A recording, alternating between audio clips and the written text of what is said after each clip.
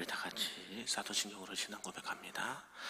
전능하사 천지를 만드신 하나님 아버지를 내가 믿사오며 그 외아들 우리 주 예수 그리스도를 믿사오니 이는 성령으로 잉태하사 동정녀 마리아에게 나시고 본디오 빌라도에게 고난을 받으사 십자가에 못 박혀 죽으시고 장사한 지 사흘 만에 죽은 자 가운데서 다시 살아나시며 하늘에 오르사 전능하신 하나님 우편에 앉아 계시다가 저리로서 산자와 죽은 자를 심판하러 오시리라.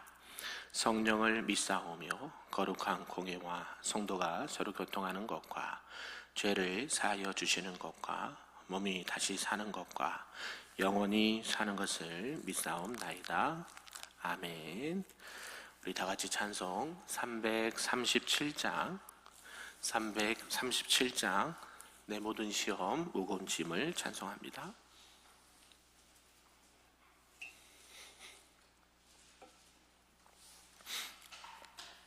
찬양합니다.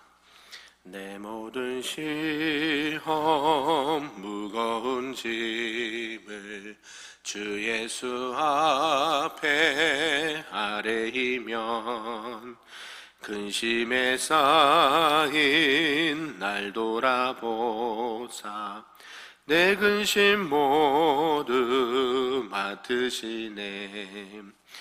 무거운 짐을 나 홀로 지고 견디다 못해 쓰러질 때 불쌍히 여겨 구원해 주리. 은혜의 주님 오직 예수. 내 모든 괴로움 닥치는 환난 주 예수 앞에 아뢰이면 주께서 친히 날 구해 주사 넓으신 사랑 베푸시네. 무거운 짐을 나 홀로 지고 견디다 못해 쓰러질 때 불쌍히 여겨 구원해 주리. 은혜의 주님 오직 예수.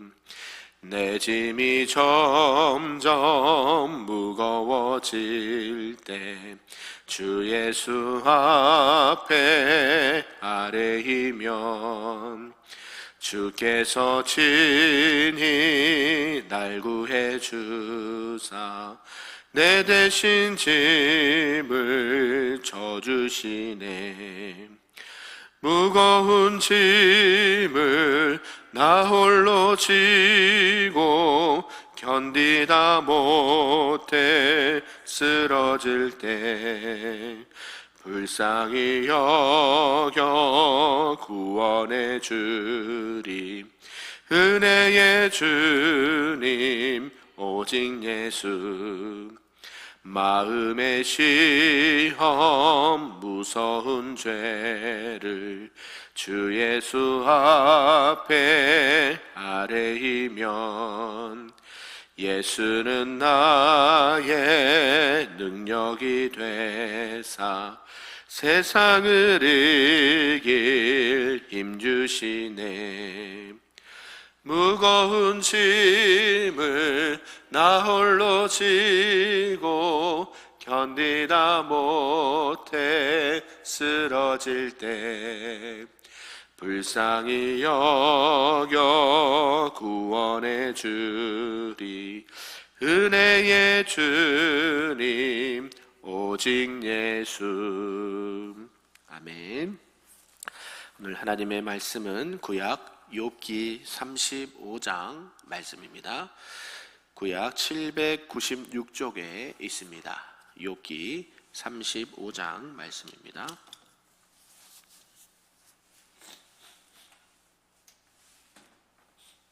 우리 한 절씩 교독하겠습니다. 엘리후가 말을 이어 이르되 그대는 이것을 합당하게 여기느냐? 그대는 그대의 의가 하나님께로부터 왔다는 말이냐? 그대는 그것이 내게 무슨 소용이 있으며 범죄하지 않는 것이 내게 무슨 유익이 있겠느냐고 묻지만은,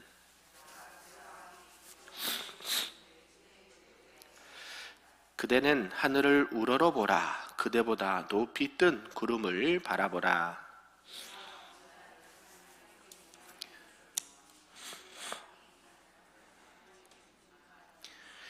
그대가 의로운들 하나님께 무엇을 드리겠으며 그가 그대의 손에서 무엇을 받으시겠느냐.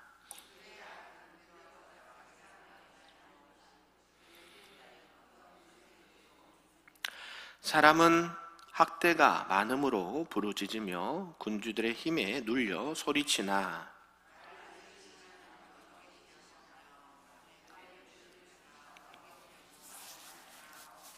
땅의 짐승들보다 우리를 더욱 가르치시고 하늘의 새들보다도 우리를 더욱 지혜롭게 하시는 이가 어디 계시냐고 말하는 이도 없구나.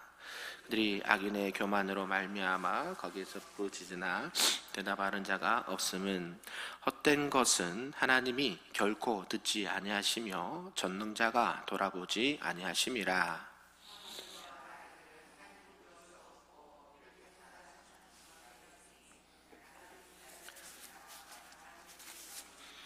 그러나 지금은 그가 진노하심으로 벌을 주지 아니하셨고 악행을 끝까지 살피지 아니하셨으므로. 같이 씁니다.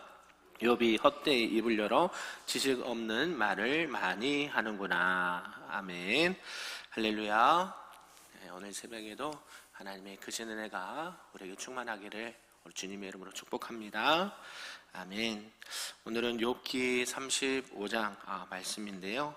하나님의 좀 초월성, 내재성, 좀 어려운 단어죠. 네, 이 부분을 조금 엘리후가 이렇게 세 번째 변론을 하면서 이런 의미의 내용을 가지고 욥에 대해서 변론을 하고 있습니다. 하나님께 아무런 유익이 되지 못하는 사람들의 이 선악, 또 믿음이 없는 자의 간구를 듣지 않으시는 하나님, 이 크게 두 부류로 나눠서 말씀을 하고 있습니다. 하나님의 초월성, 이 내재성을 제가 잠시 또 살펴봤는데요. 초월성이라고 하면 무엇을 의미하냐면 뭔가 초월하다, 우리 이렇게 표현하지 않습니까? 하나님께서 이 사람과 세상의 모든 피조물을 뛰어넘어 계시는 분이 하나님이시다. 그래서 그런 하나님은 사람들의 어떤 행동이나 어떤 사람의 무엇인가에 의해서 구속을 받으시거나 영향을 받지 않는 상태를 이 하나님의 초월성이라고 말하고요. 또 내재성이라는 것은요, 하나님이 늘 이렇게 초월하신 하나님이 이 사람들의 고통과 삶의 현장 속에 깊이 들어와 계신, 내재 안에 들어와 계신다 할 때 이렇게 표현을 하면서 우리와 소통하시고 우리를 돌보시는 하나님의 성품을 의미를 합니다. 왜 이렇게 초월성과 내재성을 오늘 말하는가 봤더니 이 엘리후가 쉽게 말하면 하나님은 이 지상에 있는 우리 인간이 먼지를 일으키든지 또 거울로 빛을 반사하든지 그 본질은 변하지 않으신 분이 하나님이다. 그래서 하나님은 태양과 같이 우리 너머에 항상 존재하시는 분이시기 때문에 하나님은 초월하시다라고 말을 하고 있고요. 내재성은 뭐라고 하냐면 하나님은 멀리 계시는 것 같지만 우리의 삶에 깊숙이 들어와서 계시는 하나님의 내재성을 말씀을 하고 있습니다. 그러면서 이 엘리후가 하고 싶은 말은 무엇인가 봤더니요, 하나님이 이 섭리하시는 것에 대해서 너가 불평할 권리가 없다라고 주장을 하고 있고, 또 그러면서도 하나님은 너를 간섭하고 계신다라는 것을 말씀을 하고 있습니다. 그게 그래서 두 부분으로 오늘 말씀을 좀 구분해 보면요, 1절에서 8절까지는 너의 의로운 행실이 유익한 것이 무엇인가에 대한 이 답변을 말씀하고 있고, 9절에서 끝절까지는 하나님께서 어찌하여 기도에 응답하지 않으신가, 너가 그렇게 부르짖고 너가 하나님 앞에 하나님 이렇게 나의 이 고난의 상황에서 나타나셔서 나를 좀 변호해 주십시오, 이렇게 기도를 하지만 하나님이 응답하시지 않는가라고 네가 하소연을 하지만 거기에 따른 이유도 있다라는 것을 이 엘리후가 말하고 싶었다라는 것이죠. 엘리후는 그래서 세 친구들 엘리바스, 빌닷, 소발에 비해서는 많이 이 하나님에 대해서 더 깊이 이야기를 하고 있고, 욥이 앞에 자기가 이렇게 주장을 했던 거에 대해서 반박을 하면서 엘리후의 주장을 펼치고 있습니다. 1차, 2차 변론에 의해서 욥의 주장에서 직접적으로 이렇게 막 변론을 하지는 않지만 하나님의 공의, 하나님의 사랑, 하나님의 전능하심, 이런 하나님의 속성을 가지고 간접적으로 욥의 이야기를 대해서 반박을 하고 있다라는 것이죠. 그러니까 이 욥의 세 친구와 비교해 보면 매우 돋보이기는 하지만 여전히 이 불완전한 변론에 불과한 이 엘리후의 변론을 들 수가 있습니다. 왜 자꾸 변론이라고 할까요? 그죠? 어렵죠. 성경이 이게 그의 창세기 이 족장 시대에 쓰여졌던 말씀이거든요. 그러니까 우리가 창세기 하면 저기 먼 옛날, 그죠? 우리가 뭐 수천 년 전이지만, 그런데 이 말씀을 들어보면 그리 멀지 않은, 우리와 가까이 있는 대화를 하는 것처럼 이야기를 하고 있다는 것이죠. 이런 것들을 저는 보면서 물론 새 친구와 욥과 엘리후 등을 통해서 우리가 멀리 있는 하나님이 아니라 우리의 실제 삶 속에 들어와 계시는 하나님, 아멘. 뭐 욥만 고난 받겠습니까? 우리들도 고난 받지 않겠습니까? 그럼에도 불구하고 당연히 이 시대와 동일하게 이런 주장이 서로 펼칠 수가 있고, 서로 너가 죄가 있냐, 너가 실수하냐, 그럼에도 불구하고 하나님은 어떻게 일하시냐, 이런 것들을 우리가 이와 비슷하게 얼마든지 이야기할 수 있다는 것을 보게 된다는 것이죠. 그러면서 우리가 계속 찾아가는 건 무엇인가 봤더니, 그럼에도 불구하고 하나님은 여전히 우리와 함께 하시고, 여전히 우리의 고난을 보고 계시고, 외면하는 것이 아니라 그럼에도 불구하고 이 하나님의 살아계심을 나타내 보여주고 있다라는 사실이죠. 믿으십니까? 그래서 오늘 이런 전체 내용을 통해서 우리 주신 말씀 좀 몇 가지로 보도록 하겠습니다. 그 첫 번째가 이제 하나님의 초월성을 들 수가 있는데요. 엘리후가 이렇게 이제 논리를 폈는데 조금 논리의 비약을 좀 들 수가 있습니다. 이 비약이라는 단어도 저도 말씀을 준비하면서 이제 자료를 보면서 준비하지만, 이 비약이라는 단어가요, 뭔가 이런 게 이렇게 쭉 가다가 어떤 결론에 딱 도달하면 참 좋은데, 내가 요 A라는 것을 주장하기 위해서 너무 터무니없이 높은 주장을 하고 있는 것을 비약이라고 하거든요. 그러니까 예전에 보면 너가 벌을 받는 거야, 그죠? 벌을 받으면 이게 무조건 아까쯤에 우리 인간공처럼 너가 죄를 무조건 지었어, 이런 전제를 두고 하는 것이죠. 그게 좀 비약입니다. 내가 뭔가를 주장하기 위해서, 내가 뭔가를 이야기하기 위해서 예를 드는 건데, 그 예가 터무니없이 그 상대방하고 너무 동떨어진, 너무 멀리 떨어진 이야기를 주장할 때 비약이라는 단어를 쓰거든요. 엘리후가 논리를 피는데 너무 이 욥에게 있어서는 너무 비약적인 부분이 있다라는 것입니다. 엘리후는 이 경건한 생활이 자신의 삶에 아무 유익이 되지 않는다고 하고, 또한 극심한 고통에서 해방시키지도 못하고 있다라는 욥이 주장을 펼쳤습니다. 그래서 거기에 대해서 반박을 하고 있거든요. 욥의 자세가 스스로 하나님보다 의롭다라고 주장하는 것처럼 느꼈다라는 것이죠. 얼마든지 그렇게 느낄 수 있죠. 사실 욥은 어떻게 그 이야기를 한 배경에는 우리가 알고 있듯이 하나님의 의로우심을 강하게 호소했다라는 것이죠. 정말 자기가 의로워서 의로운 게 아니라 하나님은 의로우시고, 또 내가 하나님 앞에서 의롭다 함을 받지만 이 의로움으로 인해서 내가 지금 이 고난이라는 것을 내가 당하는 데에 내가 그 정도까지 의롭지 못한 게 있었나, 나는 그래도 하나님 보시기에 의롭다라고 주장을 했다는 것이죠. 근데 엘리후는 그것을 가지고 이제 확대해서 비약해서 적용을 시켰다는 것이죠. 하나님의 의로심에 대해서 이 엘리후의 증거는 옳은 말입니다. 맞는 말이죠. 그런데 욥이 하나님을 불의하게 평가했다. 너가 의롭다고 해서 하나님이 그러면 불의하시다는 얘기냐? 하나님이 그럼 틀렸다는 얘기냐? 지금 이야기를 하고 있다는 거죠.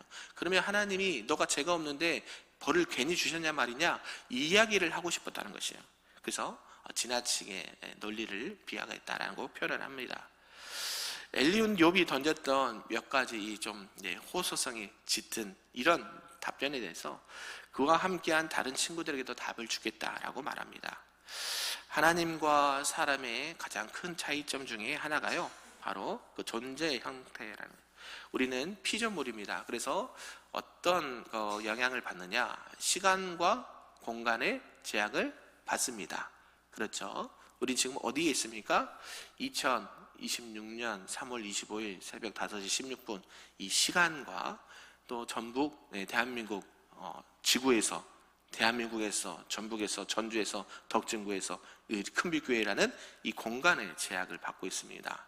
근데 하나님은 시간과 공간의 제약을 받지 않으시죠. 그래서 이 존재에 있어서 하나님과의 사랑과는 분명한 차이가 있는데요, 그 하나님의 초월성을 얘기하면서 지금도 살아계시고 역사하시는 분은 하나님이시고, 하나님은 당신의 백성들을 보호하시고 사랑하고 계신다라는 것입니다. 그래서 시간과 공간을 초월하고 계시는 그분은 홀로 계시고, 그분의 영광과 존귀는 지극히 크시다라고 이야기를 하는 것이죠. 하나님은 인간의 행위에 영향을 받지 않으실 뿐만 아니라 사람을 판단하심에 어떤 자신의 이해관계를 이렇게 사람들을 평가하지 않으십니다. 사람의 악함, 의로움, 그것 때문에 하나님이 영향을 받으시지는 않는다.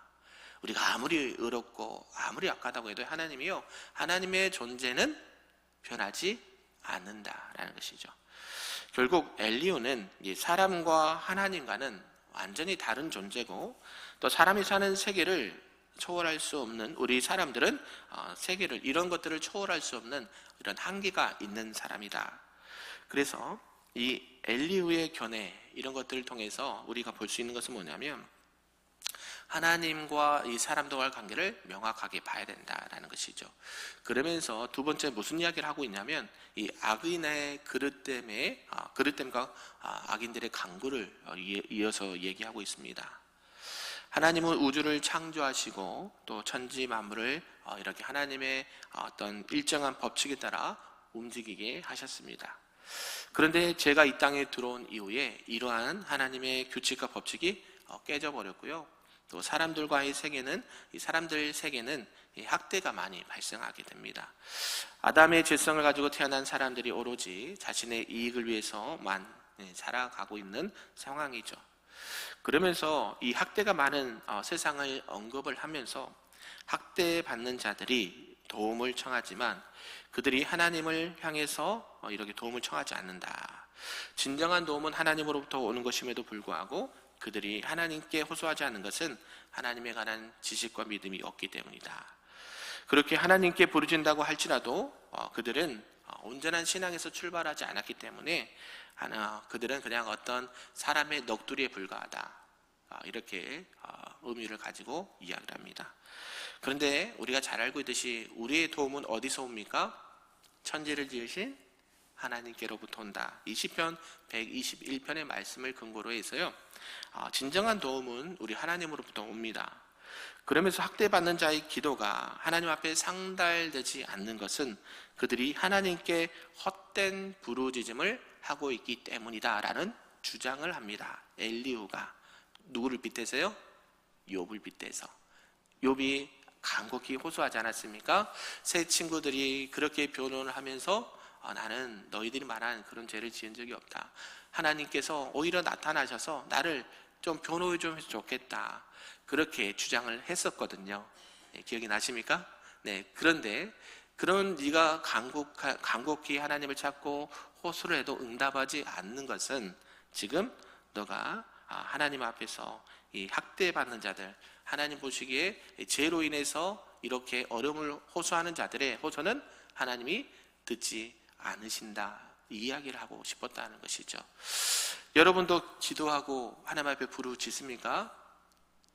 아멘. 네, 그런데요, 하나님은요 우리의 부르짖음을 다 보고 듣고 계신 줄로 믿습니다. 네, 엘리후가 욥을 대해서 이렇게 변호를 하게 해서 너무 극단적으로 치우치고 있다는 것을 알 수가 있죠. 결국 하나님 앞에 우리가 이름 부르고 간구하면 결국에는 하나님은 들으시고 응답하신 줄로 믿습니다.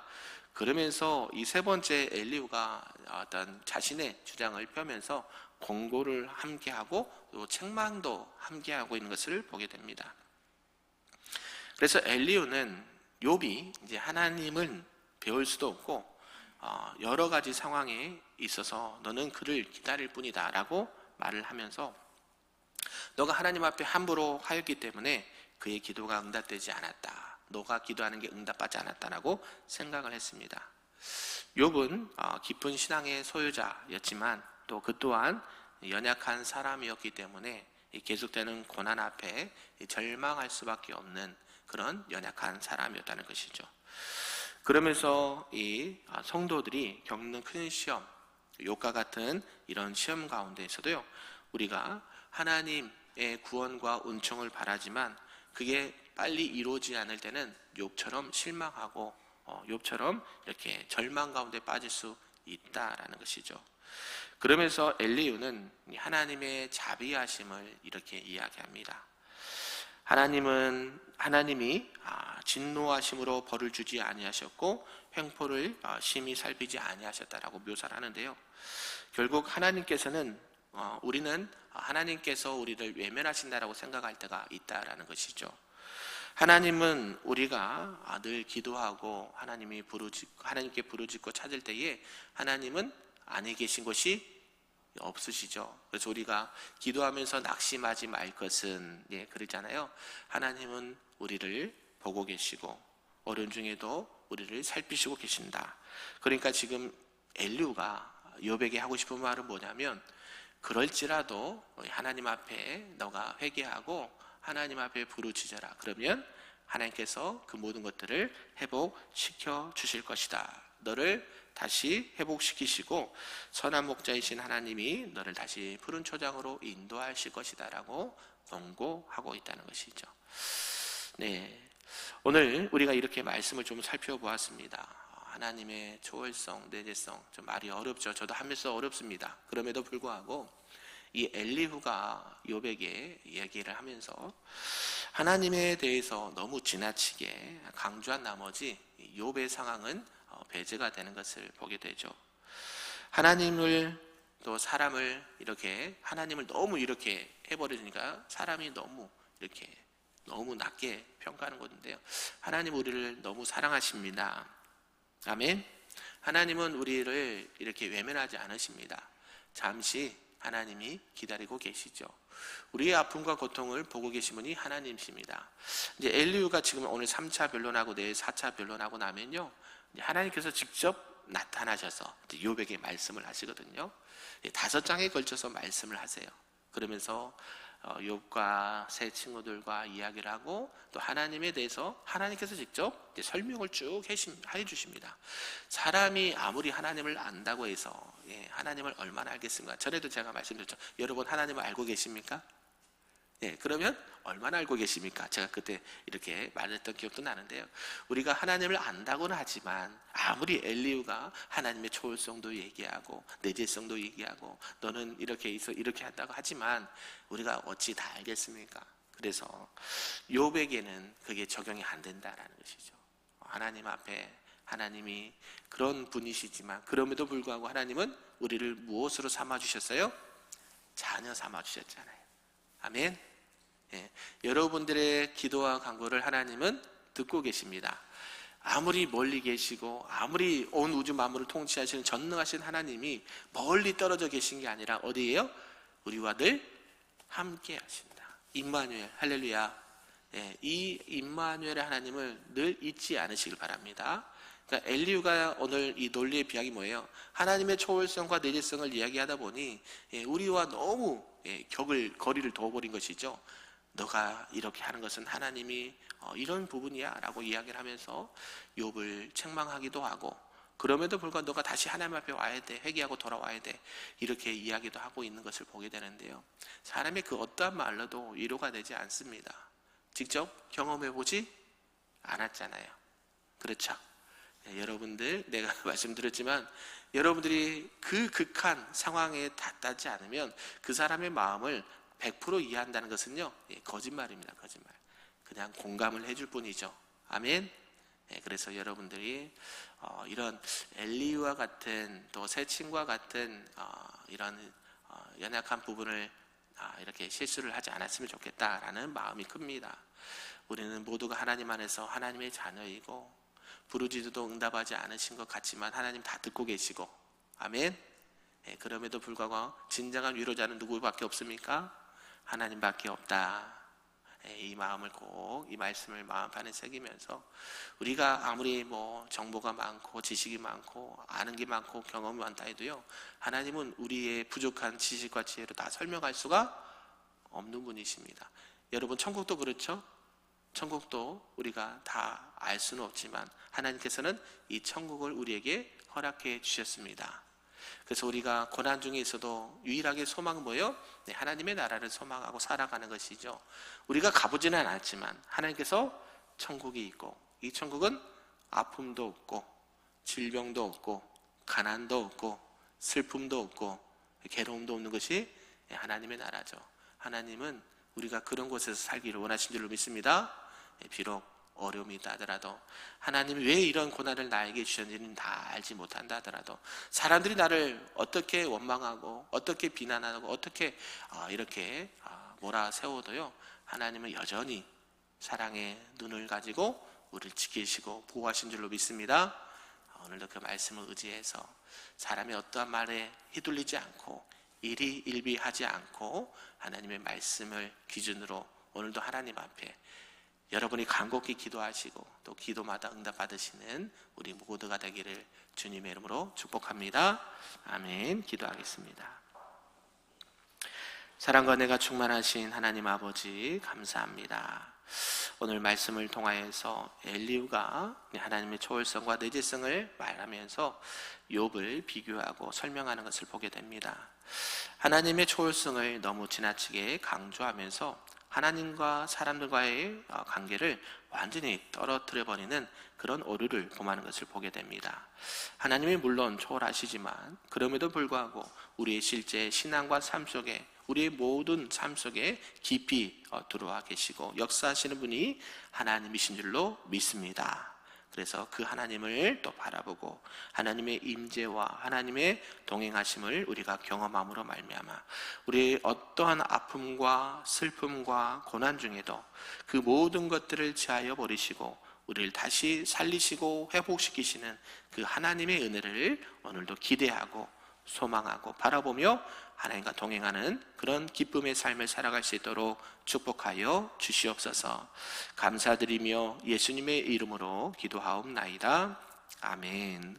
하늘에 계신 우리 아버지여, 이름이 거룩히 여김을 받으시오며 나라가 임하시오며 뜻이 하늘에서 이루어진 것 같이 땅에서도 이루어지리다. 오늘 우리에게 일용할 양식을 주시옵고 우리가 우리에게 죄 지은 자를 사하여 준 것 같이 우리 죄를 사하여 주시옵고 우리를 시험에 들게 하지 마시옵고 다만 악에서 구하시옵소서. 나라와 권세와 영광이 아버지께 영원히 있사옵나이다. 아멘.